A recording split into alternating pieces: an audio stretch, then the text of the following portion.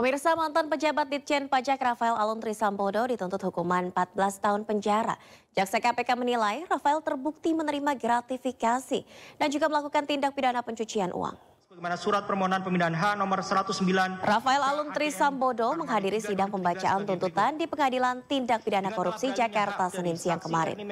Tuntutan dibacakan Jaksa KPK setelah menyelesaikan pemeriksaan pokok perkara. Sejumlah saksi ahli dan terdakwa Rafael Alun juga telah diperiksa di muka persidangan.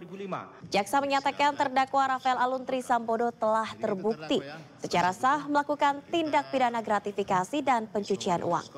Jaksa menjatuhkan pidana 14 tahun penjara dan denda sebesar 1 miliar rupiah. Subsidiar pidana kurungan pengganti selama 6 bulan. Sebelumnya dalam sidang dakwaan, Jaksa KPK menilai Rafael menerima gratifikasi sebesar 16,6 miliar rupiah. Gratifikasi diterima Rafael bersama istrinya Erni Mike Torondek. Jaksa juga mendakwa Rafael melakukan tindak pidana pencucian uang bersama istrinya selama 20 tahun hingga ratusan miliar rupiah. Penasihat hukum, kita isoma dulu skor sidang selama 40 menit ya. Ya pemirsa, borok Rafael Alun Trisambodo ini terkuak usai anaknya Mario Dandi Satrio ditangkap lantaran menganiaya anak pengurus GP Ansor David Ozora. Harta kekayaan Rafael dinilai tidak sesuai dengan profil dan pendapatan sahnya sebagai Kepala Bagian Wilayah Ditjen Pajak Jakarta Selatan.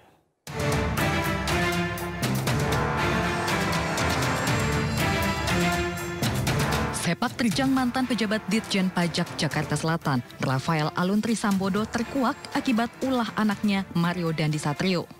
Mario ditangkap setelah menganiaya anak pengurus GP Ansor David Ozora hingga terluka parah.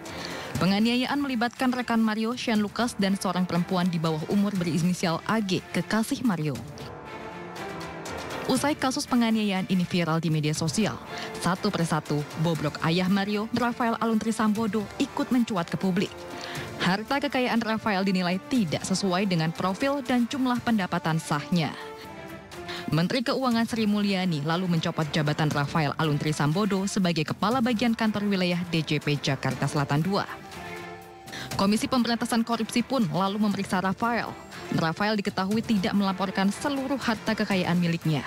Akhirnya, KPK menetapkan Rafael sebagai tersangka kasus dugaan gratifikasi dan tindak pidana pencucian uang.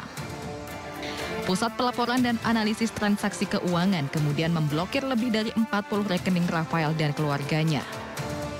Dalam sidang dakwaan di Pengadilan Tipikor, Jaksa KPK menilai Rafael menerima gratifikasi 16,6 miliar rupiah. Gratifikasi diterima Rafael bersama istrinya Erni Mike Torondek. Jaksa juga mendakwa Rafael melakukan tindak pidana pencucian uang bersama istrinya selama 20 tahun yang mencapai 111 miliar rupiah. Tim Liputan iNews melaporkan.